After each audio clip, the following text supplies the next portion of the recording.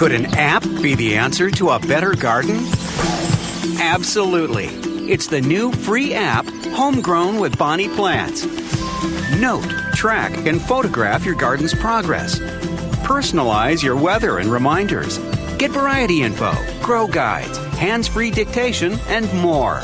The Homegrown with Bonnie Plants app, the sharpest tool in your garden.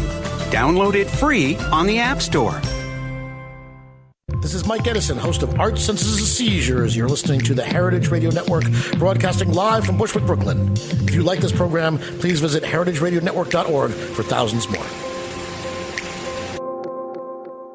We talk about food, we talk about music, with musical dudes. Finger on the pulse, snacky tunes.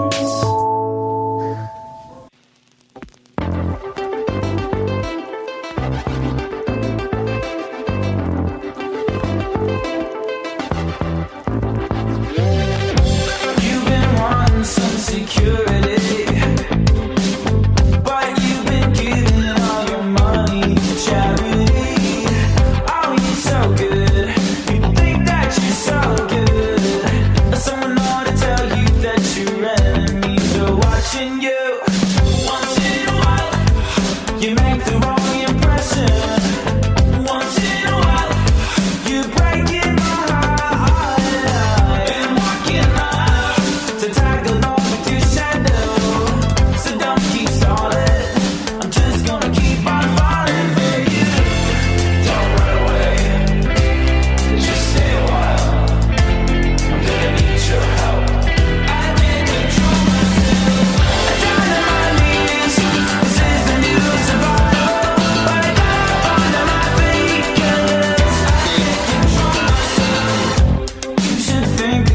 Your future, 'cause messing up is so hard to redeem, and you should maybe be my teacher. Oh, 'cause otherwise I ain't joining that team, no. Once in a while, you make the wrong impression, yeah. Once in a while, you breaking my heart, and I've been walking up to tag along. So don't keep stalling. I'm just gonna keep on falling for you. Down on my knees, this is the new survival. But I got up onto my feet 'cause I can't control myself. Down on my knees, this is the new survival. But I got up onto my feet 'cause I can't control myself.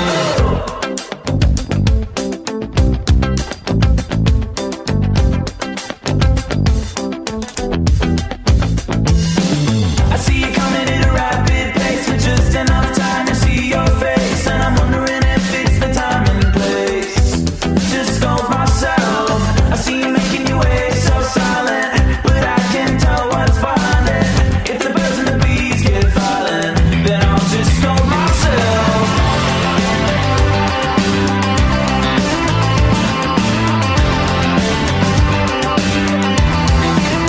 Control myself. I can't control myself. Down on my knees, this is the new survival. But I got up onto my feet 'cause I can't control myself. Down on my knees, this is the new survival. But I got up onto my feet 'cause I can't control myself. Ooh. Welcome to Snacky Tunes, Strange Names, coming on live in studio. Post Darren Bresnitz West Coast move. Hi, everyone. I'm Darren Bresnitz. Yeah. Joined by the ever-gracious Jordana Rothman, co-host extraordinaire. I pop in every now and then. Yeah, it's a pop-in. We're gonna try on a couple hats. Darren will be here this summer, though.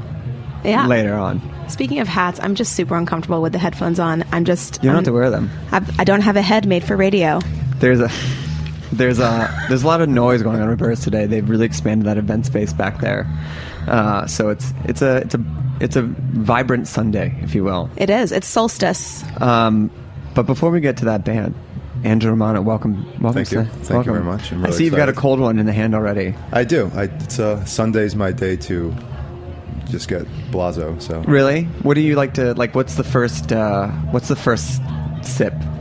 Where do you start? cold brew, Cold brew. Okay. hardcore, yeah, Oh, to really get the energy up and then battle it back down. and then go back down. It's Oh, a okay. cycle I like to go Tamp through. it down. Tamp it That's how it down. is. Yeah. Oh.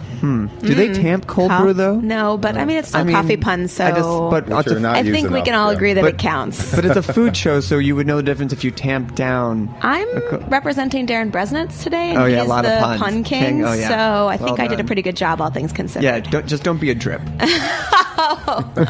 Fantastic. Angelo, it's good to see you. Likewise. Last time I saw you, it was on the Sussman's roof, and you were grilling ramps as the barbecue went out. Yes. Then you just kind of left them there, and then I you actually left them on the grill. Then you But left them on the grill, and then you just left. I also left a really rad all-clad pan that Eli swears is not at that house, and I know I don't know. I checked those boys. it's somewhere. Hiding out. There's hiding out. something. I know it's there. Yeah. Well, they're not there this summer, so we can just go break in afterwards. B&E. Even if they were to listen to this episode now and get into their car right now, there's no way they'd beat traffic by the time we finished the show, packed up, and got there. Certainly not on a Sunday. No, no, I've Sunday. driven with From Max Montauk. before. It's not a speedy venture. Oh, Very I actually went out cautious. to visit the Sussmans at Rushmeyer's. How was it? Fun? It was a lot of fun. We went on in the middle of the week, and Eli said that they get like 1,000 people lined up outside the restaurant on Friday and Saturday nights, which doesn't surprise me, but it seems like then there's 6 on Tuesday. quite the undertaking. Yeah. So we were there on like a Tuesday. Yeah. Yeah. But let's talk about the elephant in the room, Murray Hill, Yes. Let's, which Jordana wanted to get a little pre-interview role, but like, why Murray Hill?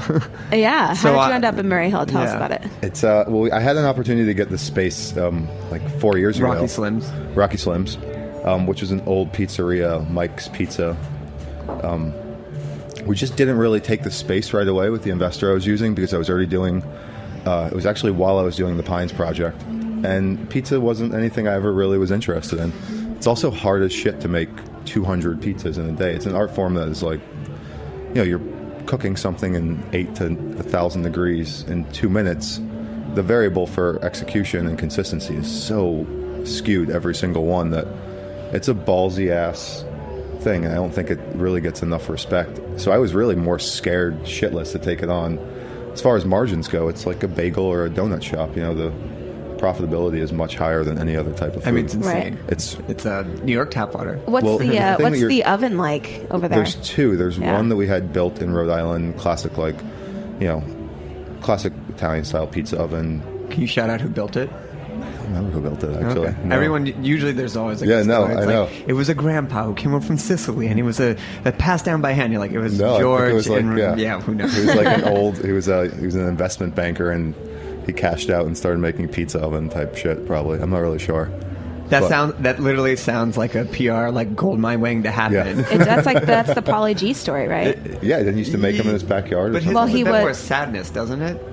Well, let's let joy be the Oh, okay, guiding so, emotion here. We're just all inside out, and we're a confluence of emotion here. Yeah, Greg and I were crying in a theater full of children on Father's Day. It was delightful. We walked into like the 150 Court Street Square and be like, oh yeah, there's a lot of kids here. We got very front row. Yeah. Anyway, so a guy cashed out, built you an oven. Built an oven. We also have a deck oven in the back. So we do two. We actually do. Part of the process that I was a little scared of was that we needed to find a dough that we could bring to a proper hydration and level of build up with the gluten to stretch to 22 inches like classic New York style slice, and also stretch to 10 inches and cook in 400 degrees hotter. So you don't have two different types of... No, that's why it took so long. That's So a really interesting challenge, because you would think we that created it would just, one mother dough that has the same natural leaven that we also use for sourdough minus the 0.03% yeast resin. But there's so much adjustment on the daily, right? I mean, it's And such a and sensitive thing, like humidity and... the season right now is literally creating the biggest nightmare of a situation in the What world. is what is your ideal pizza making scenario? Like, give me a temperature, give me a weather pattern. I mean, I had two different ideas in my head. Ruby Rosa, hands down, for better or worse, is one of my favorite pizzas, and I Yeah, love it. I love that think it's pizza just too. incredibly unique and rad, and has a familiarity of like Tostino's party pizza to me. It splits the difference between a lot of different pizza styles, making it the alpha pizza. And it's interesting enough to where you can go and think that the pizza's obnoxiously large with 2 or 3 people and sit and have, 2 to 20 bottles of wine, and it's still just as good 3 hours into them. It's just, I don't know, it was something that I was really impressed by. But then I've also been really impressed by like the old school Pizza Hut when they used to bake cast iron style. Oh yeah. So those are like my 2 obsessions for almost a year, realizing that you can't put anything other than almost like, commercial grade steel into a 1,000-degree oven. Right. Hence Detroit Pizza use like, they used to use old machinery parts and like bake it in like really thick gauge steel that was meant to be fired at high temperatures. You can't buy that very easily in production. So we were putting kind of like quarter sheet trays in with aluminum and lowering the temperature of the oven above like, right to where they suggested you bring it to. Mm-hmm. It wasn't really the same. The Ruby Rosa pizza's hard as shit because they sheet everything. So they almost like, from what I know, is that they dough sheet it. Treat it almost like a croissant? Yeah, like a pastry sheeter. Wow. To get it to that level. Other than that, I mean, there's no way to stretch it like that in that perfect circle to that thickness. Is this like this, or is this like you're planting a rumor? It has to be. There's no way around it. I haven't seen the guy do it, but I've had the pizza enough to where it's the uniform nature of the dough is just, it's exact all the way through. I mean, you can't, unless the person's doing it for 5 years. It's like a bread shaper. Like they're perfectly thick. Either way, I couldn't get either one of those results. So, and I had my friend Aaron Tabor who came in, who was the chef at Grindhouse, who was like, it's amazing what friends do in situations where you're all in the same industry, but you still always kind of, they compensate for your lack of knowledge, and I think that's what makes you a better. You don't have the time to learn new crafts. So he came in and started helping me, and it's one of the, between him and Pam Young, probably 2 of the best bakers in like this type of Pam industry Young right from now. Samia, yeah, she's amazing. Her stuff is, it's bananas. It's ridiculously good. The bread here at Roberta's is phenomenal too. Do you think that idea of kind of being willing to develop as a chef and kind of realizing the places that you need to bring in assists, like does that come with age, or is that something that's like an inborn self-awareness? Unfortunately, part of the big part of the job is managing and fine-tuning. I think those are the 2 key points in making really, really amazing restaurants consistent all the time, and also, in theory, you want it to always be like this, and to keep it consistently awesome day in and day out like this in this type of volume at Roberta's right now must be one of the most challenging, stressful situations. And they put in that second oven back there. And that was like the first summer that they're really turning it out in the back. But you think about food that's really respected. It's either very personal, done by the person themselves, that's chef, owner, loves what they do and does it in repetition every day, or someone 2 seats, exactly, just like 1 or 2 turns, maybe. Right. But this is like Marachi's kind of like Carlos trusting probably the 40 people here right now that are cooking food and making it really, really well. And like from the saloon, the charcuterie program here and the bread, it's just so there's the same thing for us. It was I had to have somebody that I could bring in that I trusted that would make up for my lack of knowledge and be willing to teach me, and Aaron was that person. So. Let's talk about your local meat program, which is wonderful and fantastic. How do you, from the wide plethora of different types of meats that you put on a menu, how did you pick something and narrow it down to something that spoke to your restaurant? For now, the protein, the meat selection, along with the seafood is. I've realized one thing about the neighborhood. Well, I've realized a lot, but the key thing is that it's a neighborhood of very well, traveled, educated. It's New York. It's it has its highly opinionated locals, and it has its people that have just moved in. But the love and I never realized how spoiled I was living and working in Brooklyn for so long until I actually opened in that neighborhood and realized like. I put faro on the menu for lunch in this, realm of trying to replicate. I love what Dimes does. I think it's like I think it's or El Rey, like that style of food where you're not going to feel weird and lethargic the whole day, and you could have something that's clean and, represents what the people that own the place want to eat. And we put these dishes on, which in my opinion, were slightly, not adventurous, but even a little dated. And the food knowledge in the neighborhood hasn't really gotten there yet. So we had people coming in, what's faro, what's soppressata, like things that to my mind were self-explanatory and kind of, easy and noticeable. And it's just not, for whatever reason, that part of the city hasn't hit. I mean, I had friends who moved there, and we would remember trying to find restaurants there, and it's like a time that food forgot. It's a time that the value forgot too, because you can drink in that neighborhood.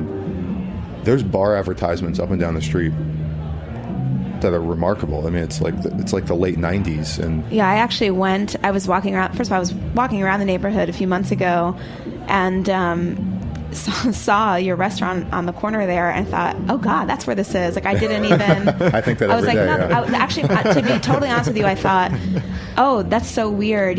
There's a restaurant that shares the name with Angelo Romano's restaurant. That's here because I didn't like it couldn't possibly be that. It's yeah. Does he know about this place? I had that moment, but then I did actually happen to. Have you been to Rolf's, that crazy Christmas bar? And I've been there. Yeah. Okay, I think that place is dope as fuck. I really like that place. I happened across it, and I went inside, and it was summer, and there were an old man that was waltzing, and I just thought that was such a time warp and so phenomenal, and I really loved it in there. And plus, there's a screen grab of Bowie doing in the blue suit. Give me the song. He's in the blue suit. It's a classic. It's way out of my music reference. Wow. If you said, a Nellyville song, I probably take a look at the lawman beating up the wrong guy. Okay. Nope, got nothing. Anyway, so I like that bar a lot. So I'm going to come back to the neighborhood to go there and eat at Rocky That means Slim's. a lot to me. I mean, those prices should help you with your Sunday goal of tying one on. Well, the thing that's funny is during the day we've realized Saturday and Sunday, what you would relatively think is a busier daytime foot traffic day, is where people really just kind of want to get out of that neighborhood right now, because there isn't really anything to do other than, I mean, look, if you want to watch a pay-per-view event, you go to Murray Hill. That's the spot. Yeah, that's the spot. You want to watch the UFC fight and not a super crowded bar in Midtown, crush it in Murray Hill. But so do you adapt to the neighborhood? What do you do? You adapt without dumbing it down, and I adapt without having to feel like I have to go home and vent to my wife for 3 hours and talk about how you adapt slowly. We're going to pause for a second with a musical break and then come back. We're going to talk about adaption. We'll continue on the thread. Square pizzas.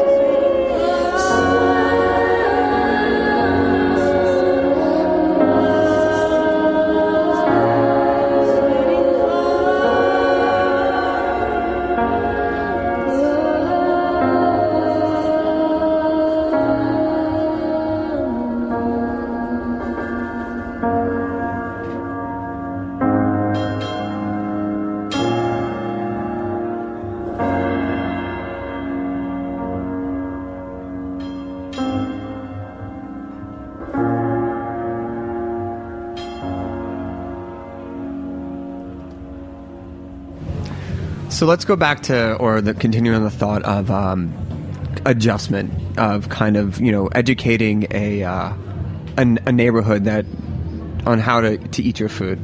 What are some of the things that you? Oh my goodness! Such a fucked up Can way I to put it, just dude. pipe up for the It's like people I'm serving here? the Matrix food or something. First off, it's not. But it'd be like, yes, it is for that, but it'd be for any type of new cuisine to open up in any area. It's He's not serving pizza. Exactly. Is it okay? So if you're just serving pizza, what's the problem? Oh wow, that's the business model question, I guess. We bought the Polino sign. That's what's on the side of the restaurant. Oh, is that? Oh, Bar and okay. pizza Yeah. sign. So I mean, the question is that there is no question. You have the thing where people come in and get. It's a kind of a very similar to when I was here. We started. It takes a little bit of. It's a learning curve. It's, in my opinion, it's not so much the style of food. It's the way that the food is, I think, seasoned and presented, and The frame is important. Yeah, and you're trusting the person and the restaurant's palate and kind of what you're going to get, especially in that situation. The pizza's as familiar as anything, but So when somebody comes in and doesn't know what farro is or soppressata, Right. how do you? I mean, you have a few responsibilities as a chef or as a restaurant, right? You have the responsibility to be true to who you are as a creative person and write a menu that you feel passionate about. And you have a responsibility to also give the people what they want so that you can have a successful business. And somewhere in the middle, is I think where most successful restaurants live, right? Exactly, So how do you do what you need to do as a creative person and not be sort of pedantic about, or didactic perhaps about, because you want them to go on that journey with you, right? And you need to earn their trust to do you that. do. So I mean, Tuesday at 2 p.m. in Murray Hill, Right. somebody comes along for the journey with me. It's like they're your roll dog. That's Right. that's a solid ass commitment. Right. I got really good advice a couple of years ago from this guy Alan Phillips. He owns all the the Pick-a-Bagels. yeah. He owns all those. He used to own Cooper's Coffee. And he gave me great advice. He said, you know what? Do what you do really well, and then reap the benefits at home and be creative as you want. And you can draw that line of creativity to a certain extent, but when it's a detriment to your lifestyle and you're creating a future for yourself, you're really not being creative anymore. You're just being like a stubborn asshole.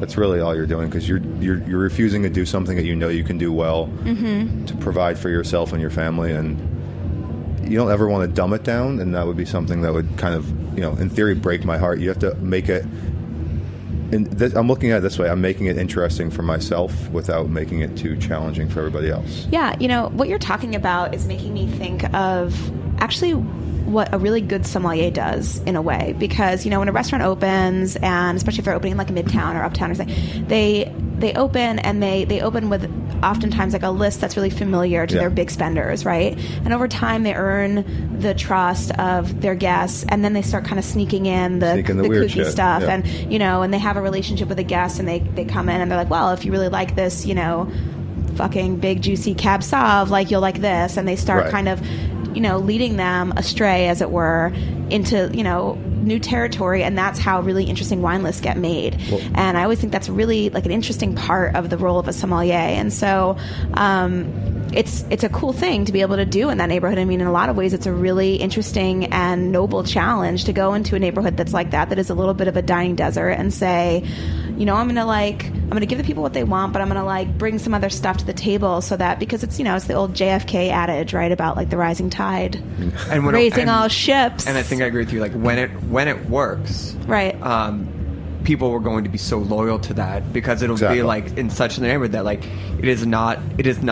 I mean, opening up another pizza place in Brooklyn, no disrespect, it's like the path like well followed. Yeah, exactly. Doing any type of food in Murray Hill, like I'm excited, like, and you don't have to be calm about it. Angelo Romano is like he's like the Robert Frost over here. But my family and I, and Jordan too, we spent a lot of time in Murray Hill earlier this year when I was sick, and like there was not much up there to eat, and I know that even the doctors up there kind of had like weird places to eat to be able to send them or families to like a good meal out there. Like I do think it does take on like a significance, and does make a difference. And it's the environment too. I love Roberta's because of the environment, and I love the establishment. And if you're going to list your favorite pizzas, it's not going to be my top pizza, but it's going to be my overall best experience close to my house and what I like to do and hang out in. And I do the wine list at the restaurant now, like I did at the Pines. So it's all natural, biodynamic, and it's the same thing. It's all really great stuff from, Zev's a really close friend of mine, so it's a lot of stuff from Zev and from Jenny and Francois, and it has all the hits on it, and it's a list right now that all my friends that like Four Horsemen guys, and shout out to Four Horsemen. Yeah, that was there last night. Shout out to Randy Moon. Yeah, this place is awesome. Yeah, it's cool. And to your point, Greg, when something like that is growing and you're nurturing it in the neighborhood, and it's become sort of like a bulwark of a neighborhood, there's a real sense of ownership that comes along with that experience of having a wonderful place in the neighborhood like that. And you see it here at Roberta's. It's like all of these people, this is their place. They've been coming here since before Bushwick was what it is now, and so they've supported it all along and will continue to. And that's how you get that kind of organic growth and emotional ownership. And I think it's owning what you do, and it's one thing that I took away from the experience here with Carlo was, try selling sea urchin here 5 years ago. It was weird. It was really weird for us to put that. I remember when I had bone marrow here when this place opened, like right when we started doing the radio show, and there was bone marrow on this menu, and I was like, okay, this is great. Weird, but great. That's exactly. Yeah. And it's, you sell one, and sometimes when we were doing, when Bain was doing the pies and thighs fried chicken here for a long time, we'd sell 16 margarita pizzas and 40 chickens, and that was lunch. And now it's they're selling fricka and like cool forms of spelt and rye berries, and then moving into even cooler stuff and mad eye and great sashimi. It just builds and it builds and it builds, but sticking with it, it's too easy to fold, and I think that's the thing. So you can pull back so quick in an obvious way to where even with the wine list, we pulled back a little bit, and we noticed that the people are so used to just having things that are cheap and familiar without having anybody be like, I really like this, and that's why we're selling it. Right. We're not just selling it because everybody else is force feeding it. So I want to get one last question before we let you get back to your day drinking. Yes. But if I were to come in, or not if I were to come in, if someone like a local Murray Hiller were to come in, what meal would you construct for them that would both be like educational and familiar that's currently on the menu? I mean, right now, if you look at the menu, I have a very large past history of working in like Italian style New York restaurants, and a lot of the dishes are representations of things from like Lupa and dishes at Del Posto when I was doing the catering, and just kind of stuff from here. and I would just go through. I mean, a lot of the dishes are very vegetable heavy, so I would run through all the vegetable dishes and a lot of the house charcuterie, like the Iberico Lardo and the Mengalista stuff that we do, and kind of like the Copa de Testas and the pastas, and run through it. And I would leave out the pizza until the very end and kind of give them a smaller portion of that. I mean, Tantric tasting menu. Yeah, it wouldn't be a set format too, like regimented, but it would be Tantric tasting. Come at it with the pizza at the end. At the end, yeah. Really wow them. Dessert then pizza. Why not? Right? Oops, pal, surprise. Well, thanks for joining us. No worries, dude. Thank you for having me, dude. Always. Tell people where they can find you, find the restaurant, social media, etc. Corner of 25th Street and 3rd Avenue, 338 3rd Avenue, Murray Hill, New York. What? Pop on the 456. That's it. Yeah. There's like wires dangling in the pizza pies. Is this a good tempo? Is this how you guys roll fast? every day? That's how we roll every day. Wow. It's amazing you guys aren't fat.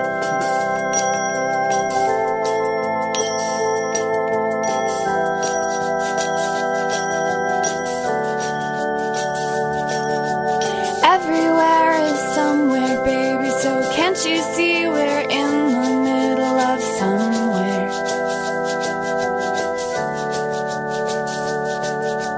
Nowhere just means knowing nothing of where you've been or where you're going feels farther.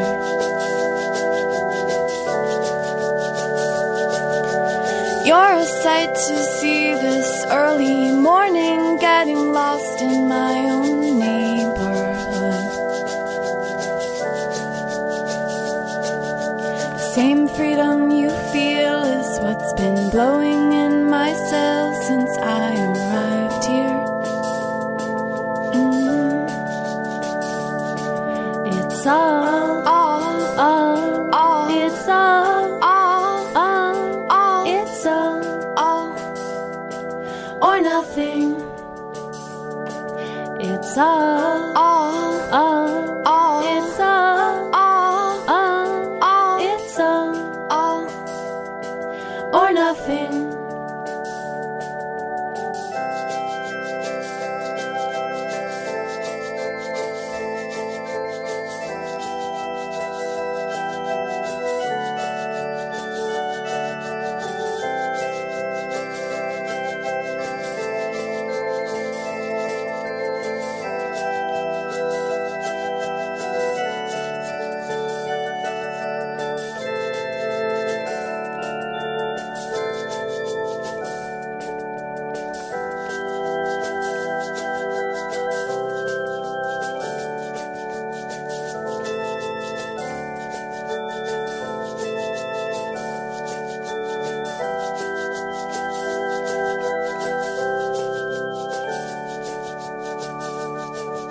Slowly coming into view, the images are slowly coming into view. The images are slowly finding out for once. I know there's less to life. What's more is looking. The images are slowly saying yes instead of no, not wondering what might come my direction. The images are slowly. Won't be long, best just to gaze and daze and fall to dream something familiar. It's all, it's all, it's all, or nothing. It's all, it's all, or nothing.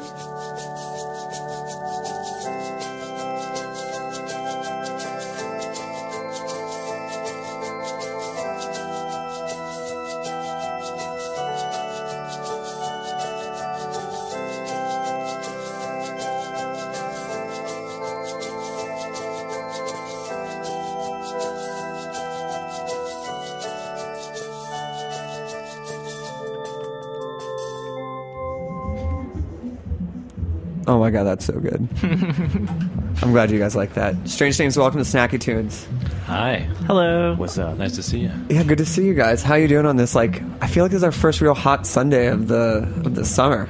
It's gorgeous. Yeah. We love the hot weather. We all hate the cold, even though we're originally from Minnesota. Yeah, I was gonna say, like, Yeah. I mean, maybe that's why you're not from Minnesota. Maybe that's why you're from there and now here. Right. We love everything about Minnesota except that part. It's a little frustrating. Is there anything you miss about like the Minnesota summer?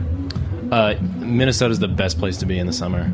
Honestly, it's so gorgeous. There's green everywhere. I mean, there's green in New York City. You occasionally see green, the rare bit of green, but Minnesota is everywhere. It's You don't have so to beautiful. seek it out at all. Yeah. Parks and lakes every 2 blocks. Yeah.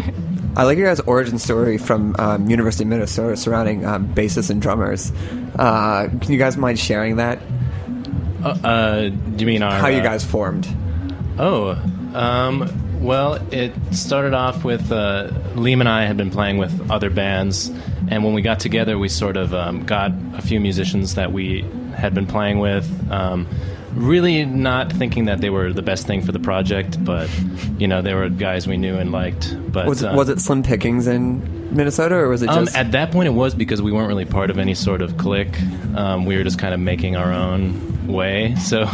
We kind of went with what we knew and got some guys that we liked. But eventually, as the music progressed and as our live set sound progressed, we realized we need to get some musicians that were more equipped to handle that kind of stuff. So that's where Fletcher came in. He actually approached us at one show and was like, your set was good, just call me when you need an upgrade. I mean, it's such like a good thing. I mean, but I also feel like finding a good bassist and a good drummer is like probably like, not to say they're interchangeable. And of course, you're staying in the band. At least you guys. Yeah, for now. Yeah, for now. Okay, for now. But like, you're just like, okay, like, let me know when you guys are ready. Yeah. Oh well. It was him. Oh, It was him. oh, sorry. The guy holding the bass. I apologize. And then since the three of you guys kind of formed together, like, then did things kind of take off from there? Yeah, I suppose so. We've kind of been experiencing, like, we didn't have like an overnight like blow up or something like that. I just want to make sure that nothing on Snacky Tunes is like an overnight success. It's like right. long fraught with like setbacks and hardships, but like, you know, it's like a long road of tried and true trepidation. But luckily for us, we haven't had too many like major setbacks. It's just been like a slow and steady climb, which is kind of the way we prefer to work, you know, I guess. So what made you leave the sweet, sweet, bitter cold winters of Minnesota to bring you out to New York? Gentrification, really. We just love it. We're big fans. No, opportunity. It's opportunity. I know New Yorkers will love to hear me say that there's opportunity out here, but that's why we came. What are some of the opportunities that you see here that you might not have found in your hometown? Increased network. I mean, there's a lot of people. There's music producers, DJs, radio hosts. There's the works in Minneapolis. There's just a lot more of them out here. Who were some of the first people that you found when you came out here that you started to go like, yeah, like we made the right decision? Well, we came out here after getting signed to French Kiss, thinking that we'd like to move out and be a little closer to the label as we our record comes along. We actually became very good friends with a lot of people at the label. It was sort of a built-in network when we arrived, and through them we met other people. Lou, what do you think, Liam? You haven't said anything yet. This is Liam, everyone. Hello. Hi, Liam. Hi. Welcome to Snacky Tunes. Thank you.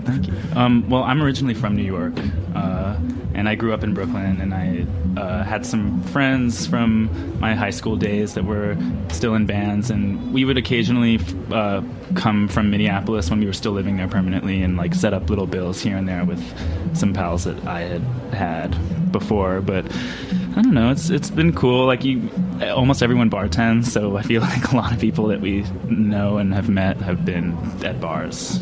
Yeah, I feel like behind the bar. My first 5 years were local. I mean, you too, Jordana. You have a lot of bartending friends. I have a lot of bartending friends. Yeah. It makes it especially makes it easier when you're like don't have a lot of money. Yeah. Oh yeah, for sure. Well, why don't we hear a song? What are you guys gonna play first? We're gonna play a song called Ricochet. All right, here we go, live on Snacky Tunes.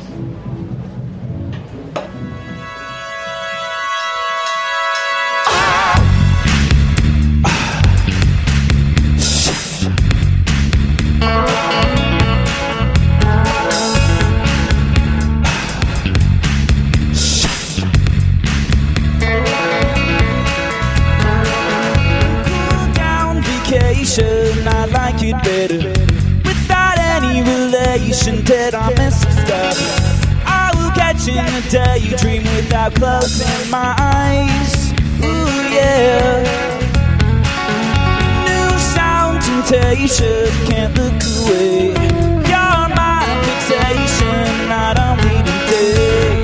Taking it my way, alright, yeah. I know you've got a secret for me.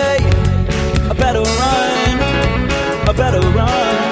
I know you've got a secret for me. I better run, I better run. You got me flying, styling on the freeway. You got me jumping, judging by the ricochet. You got me going, I don't know what to say. I'm feeling something coming from that ricochet. You got me flying, styling on the freeway. You got me jumping, judging by the ricochet. You got me going, I don't know what to say. I'm feeling something coming from that ricochet. I just wanna love you, I just wanna hold you. I know you just wanna play like a piranha, telling lies to mama. All those people saw you twirling your hair. I'm gonna catch you and you don't care. I know you've got a secret for me. I better run, I better run. I know you've got a secret for me. I better run, I better run. You got me flying, styling on the freeway. You got me jumping, judging by the ricochet. You got me going, I don't know what to say. I'm feeling something coming from that ricochet. You got me flying, styling on the freeway. You got me jumping, judging by the ricochet. You got me going, I don't know what to say. I'm feeling something coming from that ricochet. And when you see me on the floor, I'm already writhing, because your touch is so reviving. I can't express what shape or size. Love is a compromise. I work with the grand design, yeah. And if you should leave me, I already know. We came apart because the flow was at the door. So I'll just say my piece, so you receive it all. No matter large or small, it's bouncing off the wall.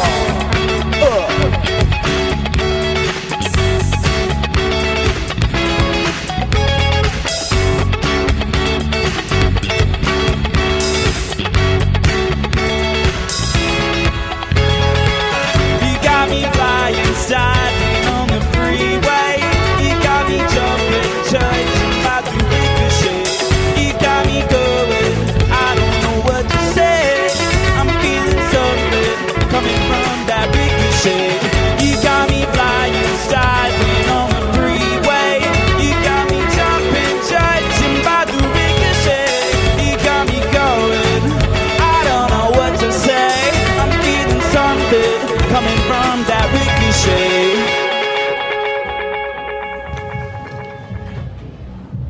Awesome. Sounds great. That was a good move. That was a professional move. That chord definitely fell out, and you got it right back, like not a second too soon. Did I hear a burrata lyric? Piranha. Oh, It should be damn. burrata. We are in a pizza place. I was really hoping it was about burrata. I got really excited. Did you see me look at you? And I was like, yeah, I love that cheese. People can never understand that lyric. Yeah. Someone thought that it was Flight to Rwanda. Our publicist. I guess it kind of like speaks Classic to social where you are in life message. if you hear Yeah. piranha or burrata. Yeah, Who where doesn't you want a vacation there? wherever you are in your life. Let's talk about the new record. What was the decision to re-record it once you moved here? It was just not, I mean, we're all kind of perfectionists. It just wasn't quite up to par with what we had envisioned. We wanted something I don't know. We just knew that we needed a rebirth, totally. So we knew we were coming here. We knew we had increased resources because we had recorded it before we had been signed or anything. So we came here with extra help, and we knew that we could achieve more with that and use different instruments, a better facility. Not that the facility that we recorded in Minneapolis was bad. It was just not fulfilling what we had envisioned. And so did you get signed on the old record or the re-recording? The old record. Okay. And they had also encouraged us to re-record it. Oh, really? Yeah. I mean, it was mostly our decision, but they were like into it. Oh, was that like? I mean, if you guys wanted to, you don't have to, but if you wanted to, you absolutely. Yeah, that's a good. And what are some of the? And I know you said instrumentation, but I know you had producers involved. Did they help you kind of explore like a deep, or going back a complete second time? Like, what did you maybe learn about the song meetings or the structure of the songs, or what kind of like understanding did you gain from doing it a second time? Well, we were mostly doing it ourselves the first time, so it was a really nice opportunity to have an objective point of view in the room, in the creative process with us the entire time. And we worked with this guy, Andrew Mari, who is so great, and it was pretty much just ESP. We didn't really even have to communicate notes to each other. We just gave each other, we just grilled each other until the ideas just sprouted. Glares. What were some of the questions that he asked you to kind of get to know you guys? Just like exchanging like YouTube clips. I feel like when we were just kind of courting each other, it was just kind of like, oh yeah, like I like this and I like this. Do you remember like which one you guys sent or he sent that was like that unlocked the whole, broke everything open? There was a video of Chairlift doing one of their songs that in Japanese. Yeah, she learned her songs one of her songs in Japanese and did a video. Yeah, and then this a couple of B-52 songs. And then you're like, yes. Yeah. You shall produce us. The joy. We can just see the joy, envision it. And, was the process, birthing something, I think, is such an intimate thing. Having already, kind of laid the framework, did you feel that it was maybe easier the second time, or was it more difficult because you thought there was more writing on it? I think it was a lot easier just because it was comfy. I mean, this room had couches. It was just like a lot. It was a lot more accommodating. It was just broken chairs on the first one, just like glass everywhere. Yeah, we just sat on sticks. No, this was it was great, and at times it felt, I guess, monotonous because we were just revisiting material that we had already committed ourselves to for so long. Because a lot of these songs were written 3 years ago, and some of them were written 5 minutes ago. So it was. I guess just a roller coaster of excitement. Okay. Ups and downs. And I know you guys just came back from a week tour with Azalea Banks. How was that? Awesome. It was crazy. Where did you guys go? We went to Chicago and Boston, and then we played Irving Plaza with her here. And actually a lot of downtime. It was mostly just us hanging out. Everyone on the crew decided that we all needed a vacation after 2 shows, which is kind of amazing. So we all just drove overnight from Chicago to Niagara Falls and spent like 3 days in Niagara Falls. That's amazing. Was that first time at Niagara Falls? Yeah. Did you cross over to the Canadian side or just... I did. Yeah, you did? I don't have a valid ID save for my passport, so I thought that was the one situation in which that would be an advantage. Yeah, but you just walked over. Yeah, no one even checked you. Yeah, I just walked over. That's crazy. Oh, so that's how you get in back and forth. So that's how you get pounds of weed. Yeah. Or did you? Yeah, who knows? Isn't that side of the falls there's lots of crime and it's just total craziness? That's the wrong side of the falls. The wrong side of the falls. Oh, he's on the wrong side of the falls. You don't want to. Gotta stay in America. Yeah. Why don't we hear another song? Cool. What are you guys gonna play? A ballad we like to call "Where and Why."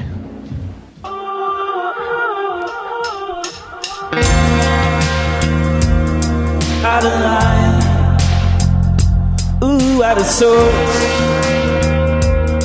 out of time, ooh, ooh, ooh. Private eye, oh, do you know where and why? Huh.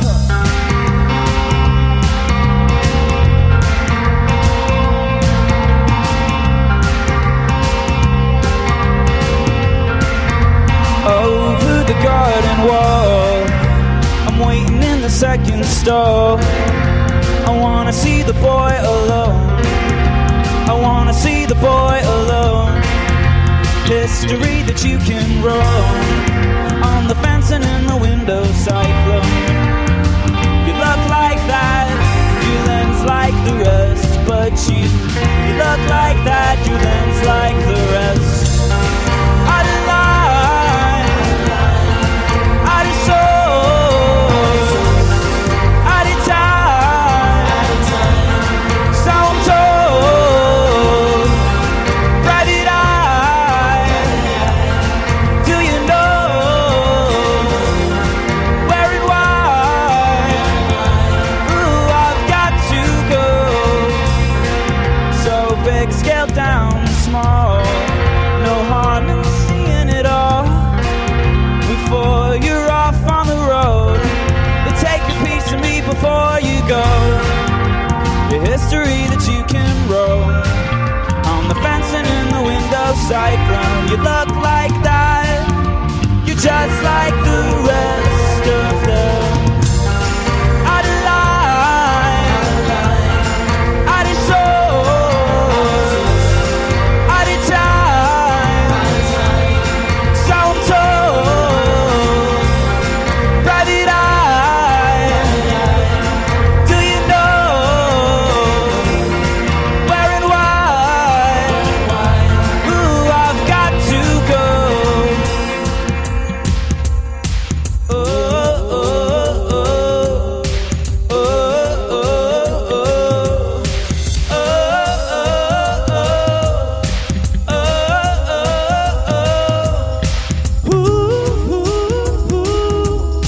oh,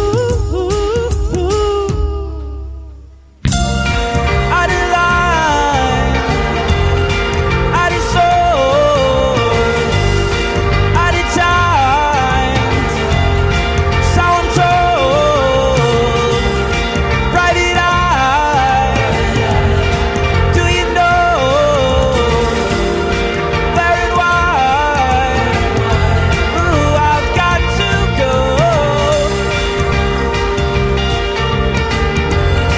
I've got to go. I've got to go.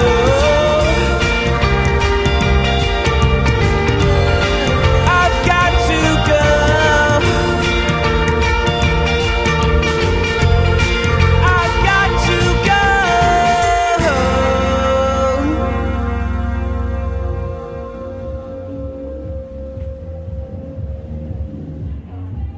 Fantastic. Jordani looks speechless. For the first time that I've ever known you, look speechless. Yep. Just I bring was, like a- I was actually looking for a cheese joke in there Yeah. as well. Did you say Romesco in that? I think he did. I'm pretty sure. I don't want to say I misheard it. So what is Brooklyn summer have in store for you guys?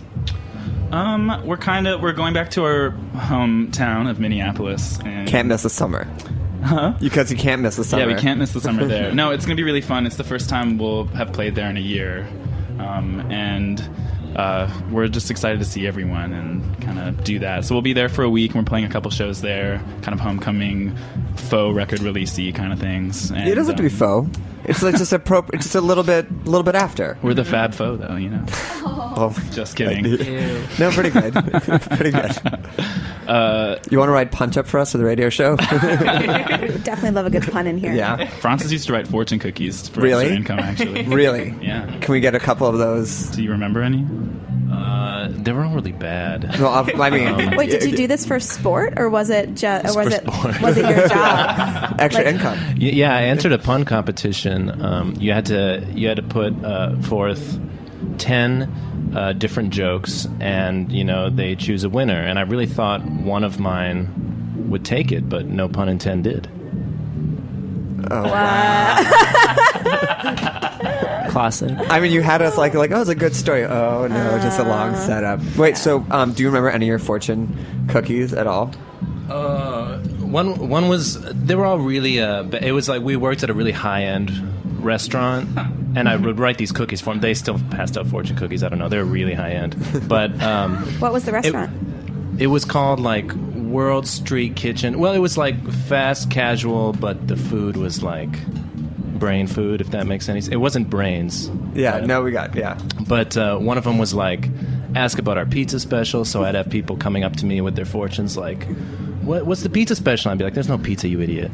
And I got. So these were mostly just, I would write the fortune cookies as setups for myself, for my own jokes. So essentially, after they'd paid, then you could just start fucking with the customers. He was his own hype man, basically. So you lasted how long? Long time. I was there for 18 years. 18 years of my life. I want to make sure we get one more song in, but where can people get the record? Where can people find you? And any summer Brooklyn shows here? Yeah, I mean, we're going to announce a bunch of dates soon, which we're not at liberty to discuss yet. Is that Paul's doing? Yeah, a little bit. By the way, Paul said you guys were sexy and charming, and he was right. Oh, yeah. Sid, on the other hand, had nothing nice to say. They're just dear men. Yeah, they're good men. We're gonna announce some stuff soon, and till then, you can buy our record on all the main outlets, iTunes, et cetera, et cetera. You can stream it, and then they sell it at Rough Trade in New York. They sell it at Rough Trade and Other Music and all those really cool record stores and stuff. Okay, strange cool. names. Use your time wise. Well, I want to thank Angelo Romano for coming by and making us definitely go to Murray Hill this time. We'll go, right? Oh, we're gonna go together. Yeah. Yeah, we'll go after something. Yeah. Other fun stuff Or that we do nothing. together. We'll just do nothing and then go. Or that could be the thing that we do. Shout out Could to be my a thing in and of itself. Shout out to my special co-host Jordana Rothman and all the feelings that we saw today at Inside Out. And big shout out to Berlin Summer, which I'll be heading to next weekend, and to Darren and Anna, who are listening in for their 1 week of happy nestinghood. And You're Joe. as dear to us as a cheese plate. Yeah, and then we'll be off the next couple weeks, and then Darren will be back. So how anticlimactic is that one? Well, yeah. It was fun while it lasted. Yeah, well, no, then you'll be back. It'll be a light, snacky tune summer. That's okay. Okay. We have some things to sort out. Anyway, Strange Things, thanks for playing here today. What's the last song? Last song's called I Can't Control Myself.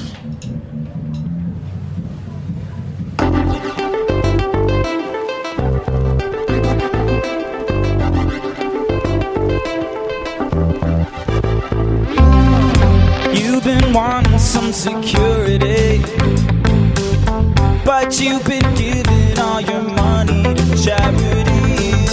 Oh, you're so good. People think that you're so good.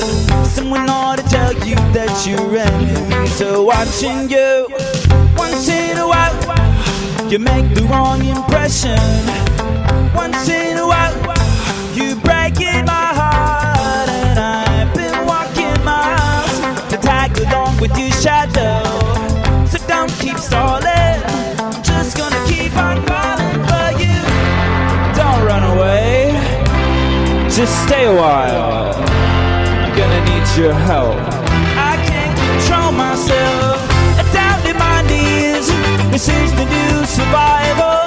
But I get up onto my feet, 'cause I can't control myself. You should think about your future, 'cause messing up, is so hard to redeem. And you should maybe be my teacher. Oh, 'cause otherwise I ain't joining that team, no. Once in a while, you make the wrong impression, yeah. Once in a while, you're breaking my heart, and I've been walking miles to tag along with your shadow. So don't keep stalling. I'm just gonna keep on falling for you. Down to my knees. This is the new survival. But I got up onto my feet, 'cause I can't control it. Down to my knees. This is the new survival. But I got up onto my feet, 'cause I can't control myself.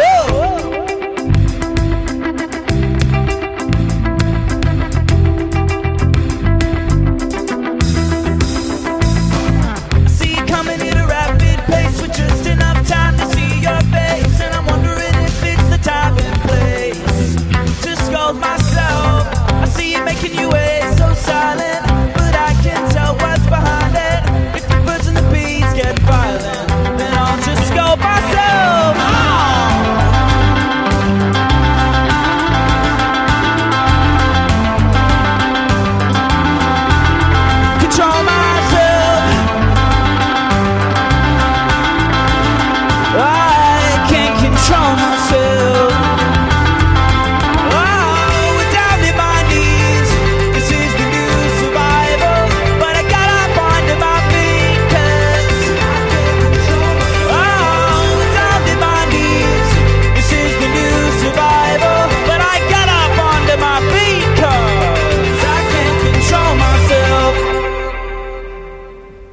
listening to this program on heritageradionetwork.org.